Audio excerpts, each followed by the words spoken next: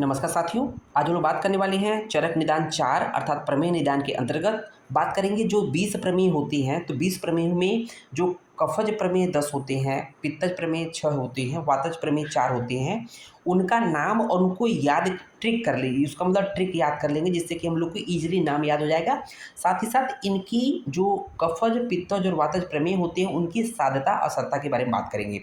तो बहुत ही शॉर्टकट हम लोग बात करने वाले हैं। देखेंगे प्रमेय की साधता अधता, साथ ही साथ हम लोग जो 20 प्रमेय हैं उसके नाम और उसके ट्रिक को याद करेंगे, कैसे कौन कौन से प्रमेय किस में काउंट होते हैं। तो देखेंगे यहाँ पर सबसे पहले हम लोग प्रमेय 20 होते हैं, ठीक है ना। प्रमेय की संख्या कितनी होती है आपसे पूछा जाए तो संख्या 20 होती है।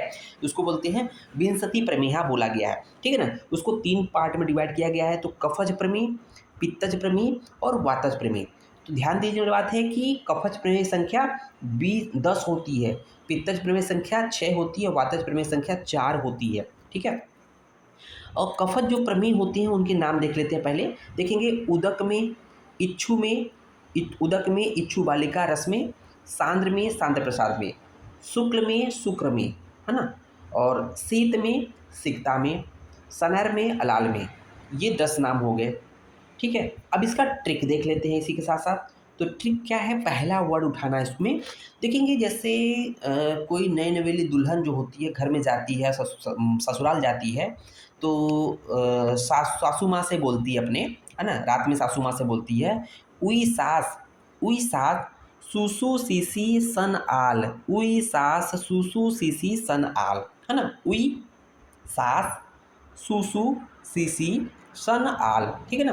तो देखेंगे ऊ फार हो जाएगा उदक में, ई फार हो जाएगा इच्छु बालिका रस में, सास मतलब सासा कर लेंगे, सासा, सांद्र में सांद्र प्रसाद में हो जाएगा सास से, सुसु शुशु क्या हो जाएगा शुक्ल में, और एक शु से शुक्र में हो जाएगा, शीशी शी फार हो जाएगा शीत में, और दूसरा हो जाएगा शिकता में, ठीक है ना। उसको देखेंगे शन आल, शन एक साथ है, ध्यान दीजिएगा। शन मतलब शनैर में और आल मतलब अलाल में। तो इस तरह से याद हो जाएगा उई सास शुशु शिशी शन आल, उई सास शुशु शिशी शन आल, याद हो जाएगा। तो ये 10 कफज प्रमेय हो गए। अब देख लेते हैं कि जो पित्तज प्रमेय होते हैं उनकी संख्या कितनी होती है, 6 होती है। तो देखेंगे क्षार में, काल में, नील में, लोहित में, मंजिष्ठा में, हरिद्रा में। तो ये 6 नाम है, इसको कैसे याद रखेंगे। तो देखेंगे छकानी लोमहरी, छकानी लोमहरी, हरी एक साथ है, ठीक है ना। छकानी, छ से हो जाएगा क्षार में, क से हो जाएगा काल में, नी से हो जाएगा नील में, लोम से लोम में लो से हो जाएगा लोहित में, म से हो जाएगा मंजिष्ठा में, हरि से हो जाएगा हरिद्रा में। छकानी लोम हरि। पित्तज में क्या हो जाएगा छकानी लोम हरि, छकानी लोम हरि, छकानी लोम हरि, हरि मतलब हरिद्रा में हो जाएगा। तो क्षार काल नील लोहित मंजिष्ठा और हरिद्रा में, ठीक है ना। अब देखेंगे वातज जो प्रमेय 4 होते हैं तो इसको याद करना बिल्कुल आसान होता है। 4 वैसे होते हैं। तो देखेंगे वसा में, मज्जा में, हस्ती में, मधु में, है ना।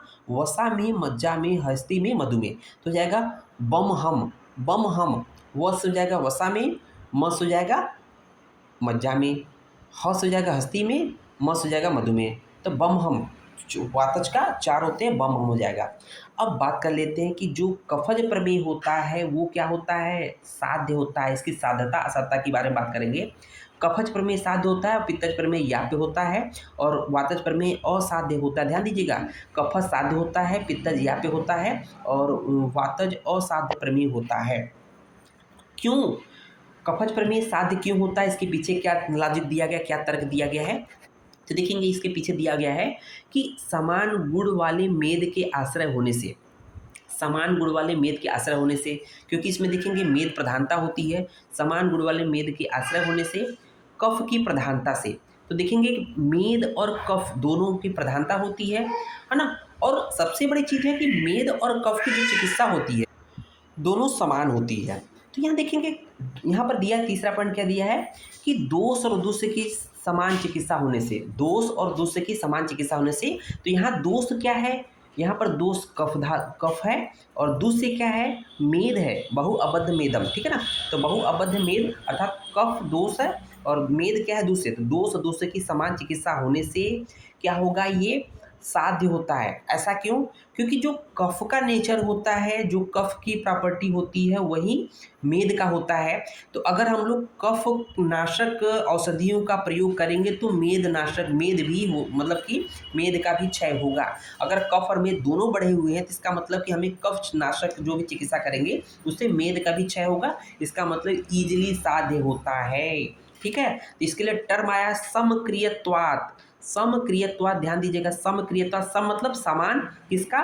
कफ और मेद की दोष और कफ क्या है? दोष है, मेद क्या है? दूष्य है। दोष और दूष्य की समान क्रिया मतलब हो जाएगा चिकित्सा, है ना? समान चिकित्सा होने से दोष और दूष्य की अर्थात कफ और मेद की समान चिकित्सा होने से ये साध्य होता है 10 कफज प्रमेय। अब दूसरी बात करते हैं। दूसरा बात, पित्तज प्रमेय जो होता है वो संख्या 6 होती है, उसकी ये याप्य होता है। क्यों याप्य होता है? कि जब तक औषधि करेंगे, जब तक चिकित्सा करेंगे तब तक ठीक रहेगा, उसके बाद पुनः वो व्याधि के रूप में आ जाएगा। तो होता क्या है, यहाँ पर कफ और पित्त दोनों का आश्रय मेद होता है। तो यहाँ कफ के साथ साथ पित्त दोष का भी इन्वॉल्वमेंट है। कफ और पित्त दोनों का आश्रय मेद होता है, ठीक है ना। और एक की चिकित्सा दूसरे से विरुद्ध होती है। मान लीजिए अभी तक क्या था कि कफ और मेद था, कफ बढ़ा था, मेद बढ़ा था, तो कफ को घटाते थे तो मेद ऑटोमेटिक घट जाता था। मान लीजिए अब यहाँ पर कफ के साथ साथ पित्त भी है और मेद भी है। अगर कफ नाशक चिकित्सा करते हैं तो मेद तो घटेगा लेकिन पित्त बढ़ने लगेगा, ध्यान दीजिएगा। और जब पित्त शामक चिकित्सा करेंगे तो कफ बढ़ने लगेगा। इसका मतलब क्या है कि एक की चिकित्सा दूसरे के विरुद्ध होती है। तो टर्म क्या आता है, जो क्यों यहाँ पे होता है? क्योंकि एक दूसरे के विरुद्ध हैं। तो विरुद्ध उपक्रमत्वात्, विरुद्ध मतलब एक दूसरे के विरोधी हैं, मतलब एक को घटाएंगे तो दूसरा बढ़ेगा। इससे पहले जो कफज प्रमेय था समक्रियत्वात्, सम मतलब दोनों एक की चिकित्सा करने पर वो भी घट रहा था, जबकि यहाँ पर जो है पित्त प्रमेय में जो याप्य है उसमें विरुद्ध उपक्रमत्वात् है। विरुद्ध को मतलब एक की चिकित्सा कर रहे हैं, एक को घटा रहे हैं, दूसरा बढ़ जा रहा है। अर्थात कब घटाएंगे तो पित्त बढ़ जाएगा, पित्त घटाएंगे तो कब बढ़ जाएगा। इस तरह से हम लोग यहाँ पे देखते हैं, ठीक है ना। इसलिए यहाँ टर्म याद रखना है, विरुद्ध उपक्रम। विरुद्ध मतलब अपोजिट, उपक्रम मतलब चिकित्सा, ठीक है। उसको देखेंगे तीसरा जो वातज प्रमेय होता है वो असाध्य होता है। वेरी वेरी इंपॉर्टेंट है। देखेंगे क्यों ये असाध्य होता है? महाविनाशकारी होने से। क्योंकि जब वातज प्रमेय होता है तो बहुत ज़्यादा धातुओं का क्षय होता है, लॉस होता है। और धातुओं का जहाँ भी क्षय होगा वहाँ पर बहुत ज़्यादा वात का क्षय हो जाता है। और अत्यधिक वात का क्षय होगा तो महाविनाशकारी हो जाएगा। महाविनाशकारी होने से और दोष व दूसरे की परस्पर विरुद्ध चिकित्सा होने से ये क्या होता है? असाध्य होता है। तो ठीक है, तो यहाँ जो टर्म आया था, जो श्लोक जिसको एक्सप्लेन करके हम लोग ने एक पॉइंट लिखा है, महात्यायिकत्वात्। महात्यायिकत्वात् विरुद्ध उपक्रमत्वात्। तो देख लेंगे, महात्यायिकत्वात् मीन्स हो जाएगा वात के मतलब महाविनाशकारी होने से, है ना। महात्यायिक वात, है ना। महाअत्यायिक वात अर्थात वात की बहुत ज़्यादा विनाशकारी हो जाने से विरुद्ध दोष और दूसरे की विरुद्ध उपक्रम अर्थात विरुद्ध चिकित्सा होने से ये असाध्य होता है। इस तरह से हम लोगों ने ये प्रमेय की साथ ही साथ हम लोगों ने 20 प्रमेय के जो नाम थे एक एक करके ईजिली याद कर लिया है। उम्मीद है लेक्चर पसंद आया होगा। अधिक से अधिक लोगों को शेयर करें। अगर चैनल पर नए हैं तो चैनल को सब्सक्राइब करें, चैनल को वीडियो को लाइक करें। जय हिंद, जय भारत, जय रविदा।